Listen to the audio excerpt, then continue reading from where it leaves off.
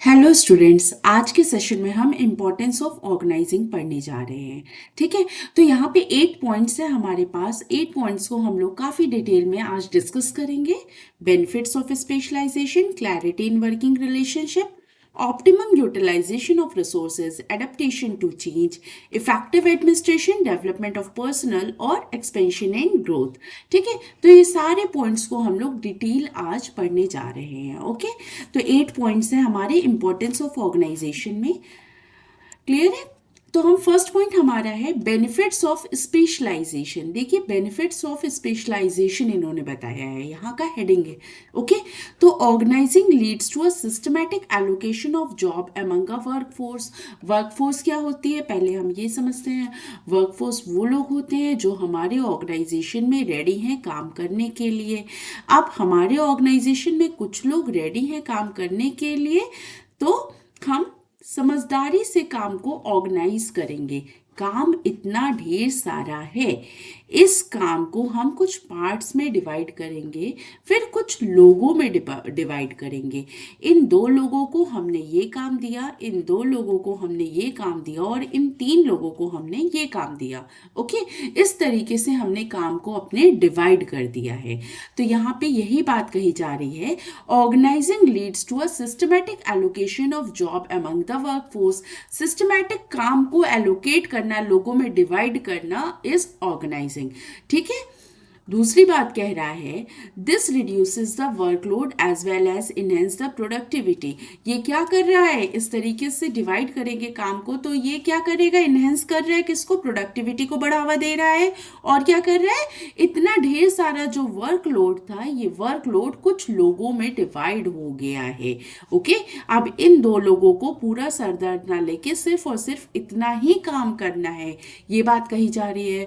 Because of the specific worker performing a specific job on a regular basis, repetitive performance of a particular task allow a worker to gain experience in that area and leads to specialization। अब repetitively कई बार लगातार जब भी काम होता है, तो इस यहाँ का जो भी वर्क होता है सिर्फ इन दोनों को दिया जाता है। यहाँ पे जितना काम होता है वो सिर्फ और सिर्फ इन दोनों को दिया जाता है। ठीक है, यहाँ पे जितना वर्क होगा सिर्फ इन दोनों को दिया जाएगा। ठीक इसी तरीके से यहाँ पे जितना वर्क होगा सिर्फ इन 3 लोगों को दिया जाएगा। अब ये लगातार कई बार कई सालों से यही काम करते आ रहे हैं। अफकोर्स सी बात है, जब लगातार करते आ रहे हैं तो क्या हो जा रहे हैं, ये स्पेशलाइज्ड हो जा रहे हैं, स्पेशलाइज्ड हो जा रहे हैं काम में। ओके, तो इसीलिए क्या कहा जा रहा है, कई लगातार काम करवाने से इंसान हमारे यहाँ के स्पेशलाइज्ड हो जाते हैं। ओके, तो ये आपको बेनिफिट्स बताई गई स्पेशलाइजेशन की, किस तरीके से हम बहुत अच्छे से काम को ऑर्गेनाइज करते हैं। वर्कलोड कितना था, हम लोगों ने डिवाइड कर दिया, लोगों के बीच में काम भी डिवाइड हो गया। लगातार काम करने से वो उस फील्ड में भी स्पेशलाइज्ड हो गए, परफेक्ट हो गए, एक्सपीरियंस्ड हो गए। ओके, ये कह सकते हैं। दूसरी बात क्या कह रहा है, clarity in working relationship. Working relationship में क्लैरिटी होती है। ये देखिए क्या कहता है, the establishment of working relationship clarify lines of communication and specifies who is to report to whom। ठीक है, तो this removes ambiguity in transfer of information and instruction. ये हम लोगों ने पहले भी एक बार डिस्कस किया था, आपको इस एग्जाम्पल के थ्रू मैंने समझाया था कि यहाँ पे आप देखिए, ये आपका एक मेन बॉस है और उसके अंडर में कुछ और लोग हैं जो काम कर रहे हैं। तो ये आपका मेन हेड बॉस है, हेड बॉस के अंडर में ये 2 लोग हैं। अब इन मैडम को अगर रिपोर्ट करना है, या इन मैडम को जो ऑथराइज्ड है, जो ऑर्डर देगा, वो ये सर ही ऑर्डर देंगे, है ना। और ये काम करने के बाद इनको बताएंगे, sir I have done my work, report करेंगे यहाँ पे, है ना, sir I have done my work, ये बात कहेंगे, है ना। सेम ऐसे ही काम इन सर के साथ होगा, इनको ऑर्डर्स इनसे मिलेंगे और इनको रिपोर्ट इनको करना होगा। अब इन सर के अंडर में ये 2 लोग हैं, ठीक है। तो ये जो 2 लोग हैं ना, ये इन सर के अंडर में है बच्चों, इन मैडम के अंडर में नहीं है। तो इनको क्लियर है माइंड में, इनको अपने ऑर्गेनाइजेशन में क्लैरिटी है कि ये सर ही इनको सिर्फ ऑर्डर्स देंगे और इनको काम करके इन्हीं को दिखाना है, रिपोर्ट करना है। तो यहाँ पे क्या है, कोई कंफ्यूजन नहीं अराइज होती है, यहाँ पे काम को लेके क्लैरिटी रहती है। ओके, ये बात कही जा रही है। नेक्स्ट पॉइंट में आपके ऑर्गेनाइजेशन में ये बात कही जा रही है कि क्लैरिटी रहती है वर्किंग रिलेशनशिप में। दिस रिमूव्स एम्बिग्यूटी, यहाँ पे कोई कंफ्यूजन नहीं रहती है। ओके, कि किसको किससे इंफॉर्मेशन लेना है, किसको किससे इंस्ट्रक्शन देना है। Okay, it helps in creating a hierarchical order, thereby enabling a fixation of responsibility and specification of extent of authority to be exercise by an individual. ठीक है, तो ये बात यहाँ पे स्केलर चेन हमने अपने लास्ट सेशंस में पढ़ा है। अब मैंने जो आपको पिछले कुछ चैप्टर्स पढ़ाए हैं तो उसमें एक पॉइंट था, आपका एक टॉपिक था स्केलर चेन, जो subordinate superior subordinate relationship define करता था, है ना। तो सेम वैसे यहाँ पे भी है, यहाँ पे सुपीरियर सबऑर्डिनेट रिलेशनशिप डिफाइन होती है। और जब ये क्लैरिटी रहती है तो काम करने में बहुत मजा आता है, क्योंकि किसी के अंदर कोई कंफ्यूजन नहीं रहती है और काम किसी के ऊपर गलती किसी के ऊपर हम थोप नहीं सकते हैं, क्योंकि क्लियर रहता है ये वर्क इनके अंडर आया है तो इन्हीं को इसका चार्ज दिया जाएगा। ओके, थर्ड है आपका point optimum utilisation of resources. Optimum utilisation of resources देखिए क्या है। Organizing leads to the proper uses of all material, financial and human resources. Organizing किस चीज को लीड करता है, किस चीज को बढ़ावा देता है? प्रॉपर यूज करने को। किसका प्रॉपर यूज करने को? मटेरियल्स का, फाइनेंशियल्स का और ह्यूमन रिसोर्सेज का। जो लोग हमारे यहाँ काम कर रहे हैं, जो पैसा हमारे यहाँ है, जो रॉ मटेरियल्स हमारे यहाँ है, इन सब का हमें प्रॉपर यूटिलाइजेशन करना है। Okay, the proper assignment of jobs avoid overlapping of work and also make possible the best use of resources. तो प्रॉपर अगर हम जॉब को डिफाइन कर देंगे, किसको क्या काम करना है, तो कोई कंफ्यूजन नहीं रहेगी। जब कोई कंफ्यूजन नहीं होगी तो ओवरलैपिंग नहीं होगी, किसी काम का 2 बार या 3 बार होना नहीं होगा। ठीक है, क्लैरिटी रहेगी, इतना ही काम मेरे सर पे है और मुझे इतना ही करना है। तो ओवरलैपिंग मतलब किसी काम का 2 बार हो जाना, वो क्लियर होगा और वो दिक्कत नहीं आएगी। फिर क्या है, avoidance of duplication of work help in preventing. और यही जो डुप्लीकेशन ऑफ वर्क है, अगर ये अवॉइड हो जाएगा, ये नहीं होगा हमारे यहाँ, तो इससे क्या होगा, वेस्टेज नहीं होगा, है ना, कोई कंफ्यूजन नहीं अराइज होगी, रिसोर्सेज बहुत अच्छे से यूटिलाइज होंगे, तो हम फुल्ली यूटिलाइजेशन ऑफ रिसोर्सेज कर सकते हैं। इसी को आपको कहा गया ऑप्टिमम यूटिलाइजेशन ऑफ रिसोर्सेज। बहुत तरीके से अगर चीज़ों को हम ऑर्गेनाइज करेंगे तो हम ज़्यादा से ज़्यादा प्रोडक्शन कर सकते हैं, रॉ मटेरियल्स का वेस्टेज होने से बचा सकते हैं, टाइम का वेस्टेज होने से बचा सकते हैं। ओके, ये सारी बातें यहाँ पे कही गई हैं। नेक्स्ट आपका है एडेप्टेशन टू चेंज। देखिए एडेप्टेशन टू चेंज क्या कह रहा है। एडेप्टेशन टू चेंज में कह रहा है the process of organising allows a business enterprise to accommodate changes in the business environment.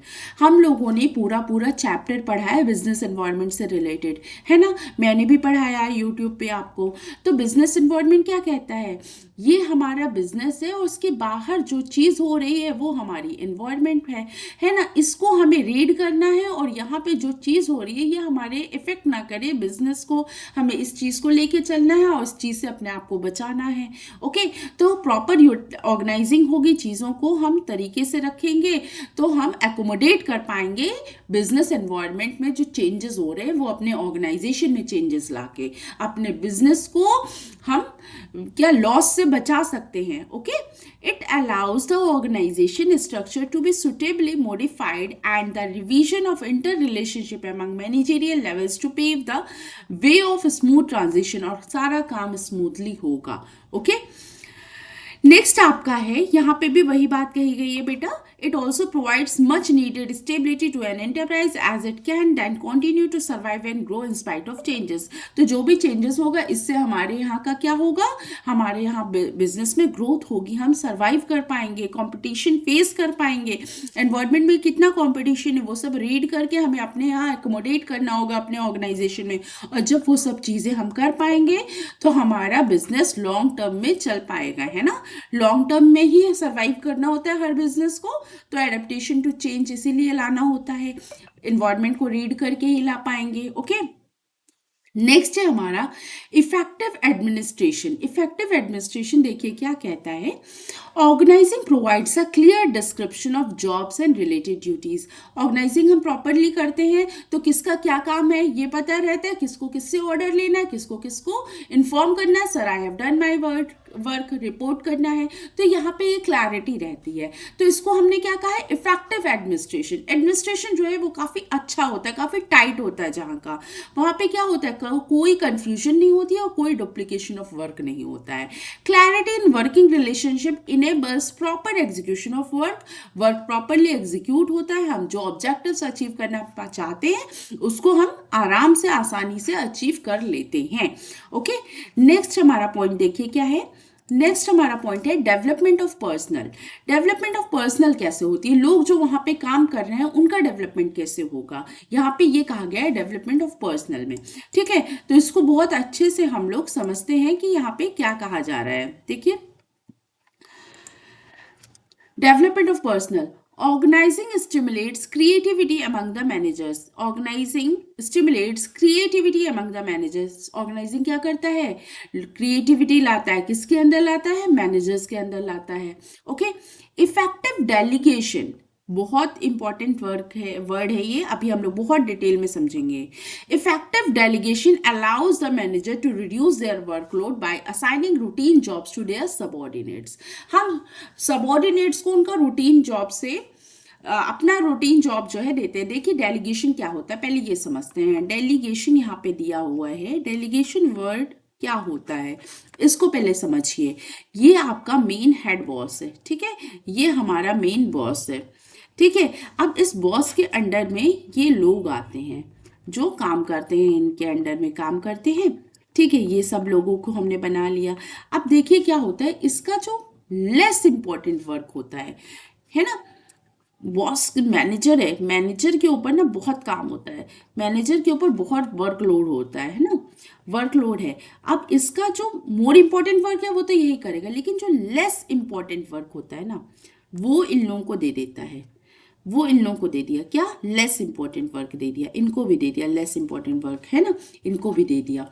तो अपना जो कम जरूरी काम होता है वो अपने सबऑर्डिनेट्स में डिस्ट्रीब्यूट करता है। कौन करता है, मैनेजर करता है। और जो मोर इम्पोर्टेंट वर्क है, जो मोर इम्पोर्टेंट वर्क है ना, वो काम जो है वो हमारा मैनेजर ही करता है ना, वो काम हमारा मैनेजर करता है। तो इससे दो बात का फायदा होता है, इससे दो बातों का हमें फायदा होता है। एक फायदा क्या होता है, एक फायदा ये होता है कि बॉस के सर से काम का बोझ कम हो गया। ओके, ये समझो, एकदम नॉर्मल शब्दों में समझिए, बॉस के सर से काम का बोझ कम हुआ, वर्कलोड बहुत ज्यादा था, डिस्ट्रीब्यूट कर दिया। लेस इंपॉर्टेंट वर्क किसको दिया, सबऑर्डिनेट्स को दिया। मोर इंपॉर्टेंट वर्क कौन करेगा, अपना खुद से करेंगे ये, है ना। तो क्या होता है, मोर इंपॉर्टेंट वर्क करने का ज्यादा टाइम मिल जाता है इनको। डेलीगेशन तो सिर्फ यही है, जो लेस इंपॉर्टेंट वर्क मैनेजर अपने सबऑर्डिनेट्स को देता है उसको आप डेलीगेशन कहते हैं। ओके, फिर क्या होता है, अब देखिए पूरी कहानी मैं आपको यहाँ की बता रही हूँ, यहाँ पे और क्या क्या कहा जा रहा है यहाँ पे। तो manager to reduce their workload by assigning routine jobs to their subordinates, अपने रूटीन जॉब वही जो लेस इंपॉर्टेंट वर्क है वही अपने सबऑर्डिनेट्स को देता है। फिर क्या कह रहा है, the reduction in workload by delegation is not just necessary because of limited capacity of an individual. सिर्फ इसलिए जरूरी नहीं है कि जो इंडिविजुअल की कैपेसिटी है, but allows a manager to develop a new methods and way of performing a task. क्या हो रहा है, यहाँ पे मैनेजर को ज्यादा टाइम मिल रहा है अपने मोर इंपॉर्टेंट वर्कों को करने के लिए। अब जब ज्यादा टाइम मिल रहा है मैनेजर को अपने मोर इंपॉर्टेंट वर्क को करने के लिए, तो वो कैसे कर सकता है, वो काफी अच्छी क्रिएटिविटी ला सकता है अपने काम में, इनोवेटिव तरीके से कर सकता है। और हमें कंपटीशन में बने रहने के लिए, हमें मार्केट में बने रहने के लिए, इस कंपटीशन को फेस करने के लिए क्रिएटिविटी और इनोवेटिव ही तो चाहिए होता है, इनोवेशन ही तो चाहिए ना। तो ये काम जो है, जो मोर इंपॉर्टेंट काम है, वो अब बहुत अच्छे तरीके से, क्रिएटिव तरीके से, इनोवेटिव तरीके से कौन कर सकता है, बॉस को करने का टाइम मिल जाएगा, इसलिए बॉस बहुत अच्छा परफॉर्म करेगा। दूसरी लाइन देखिए क्या क्या है, it gives them the time to explore areas of growth and opportunities to innovate, thereby strengthen the company's competitive position. वही बात कही गई है जो अभी मैंने समझाई है कि मार्केट में इतना कंपटीशन है, तो वो काफी अच्छे क्रिएटिव तरीके से काम को करेगा तो और अच्छा परफॉर्म करेगा, और हमें चांस मिलेगा, हमारी कंपनी को चांस मिलेगा कि हम मार्केट में सर्वाइव कर पाए और लॉन्ग टाइम तक। ओके। दूसरी बात क्या कही गई है, delegation also develops in the subordinates the ability to deal effectively with challenges and help them to realise their full potential. ये लाइन देखिए, बहुत अच्छे से समझिएगा। ये लाइन आपकी ये कह रही है कि डेलीगेशन की वजह से सिर्फ और सिर्फ हमारे बॉस में ही चेंजेस नहीं आए हैं, वही सिर्फ क्रिएटिव और इनोवेटिव नहीं हुए हैं, यहाँ पे जो सबऑर्डिनेट्स हैं जिनको काम मिला है उनको भी तो काफी अच्छा कॉन्फिडेंस आ रहा है कि बॉस का काम हमें मिला है। अब मैनेजर का काम मिला तो कहीं ना कहीं ये भी बहुत अच्छे तरीके से कर रहे होंगे, और बहुत अच्छे से करेंगे तो ये क्या करेंगे, परफॉर्म करेंगे, तो ये कहीं ना कहीं मैनेजर का एक काम सीख रहे हैं, है ना। तो ये भी अपनी तरफ से इनकी भी ग्रोथ हो रही है, क्योंकि ये मैनेजर का अपने अपर लेवल का काम सीख रहे हैं, तो इनकी भी ग्रोथ है। ओके। तो डेवलपमेंट ऑफ पर्सनल में यही है कि लोगों की ग्रोथ होती है, जो इंप्लॉयज होते हैं उनकी ग्रोथ होती है, डेलीगेशन से ग्रोथ होती है। ओके, ये बात कही गई है। नेक्स्ट आपका है एक्सपेंशन एंड ग्रोथ।